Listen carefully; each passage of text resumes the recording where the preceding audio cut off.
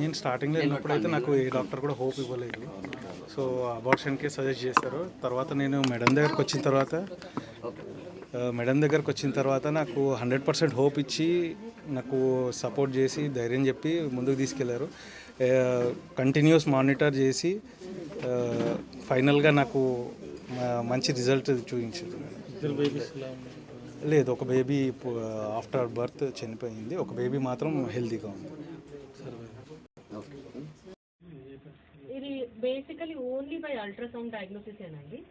ఎర్లీగా డయాగ్నోసిస్ చేస్తే early benefits ఉంటాయి. సో వీళ్ళు వచ్చినప్పుడు మా దగ్గరికి 4th monthలో వచ్చారు కాబట్టి మేము బెస్ట్ అవుట్కమ్ ఇవ్వగలిగాము. అదే లేట్గా వచ్చి ఉంటే కనుక లేట్గా వచ్చి అరేజ్ అయ్యే ప్రాబ్లమ్స్ వల్ల గ్రోత్ ప్రాబ్లమ్స్ వచ్చే చాలా ఛాన్సెస్ ఉంటాయి. అండ్ డిటెక్షన్ అయ్యే కూడా డిఫికల్టీ అవుతుంది. బేసికలీ ఏం కాంప్లెక్సెస్ ఉంటాయంటే ఒక్కటే ప్లాసెంటా షేర్ చేసుకోవడం వల్ల మోస్ట్ కాంప్లికేషన్ అంటే ట్విన్ టు ట్విన్ ట్రాన్స్మిషన్ అంటారు. ఒక బేబీ బాగా ఎక్కువ గ్రో అవడం, ఒకవేళ అబ్నార్మల్ బేబీ ఎక్కువ గ్రో అయిపోతే నార్మల్ బేబీ తక్కువ గ్రో అవడం, దాన్ని ఏమంటామంటే twin to twin transmission syndrome అంటాం. అది ఒక ఆస్పెక్ట్ ఛాలెంజ్.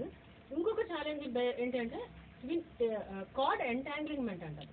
ఒక కార్డ్ కలుపుకొని ఒకలాంటి కార్డ్ నాటింగ్ అవుతుంది అనమాట. దాన్ని కార్డ్ నాటింగ్ అంటాము.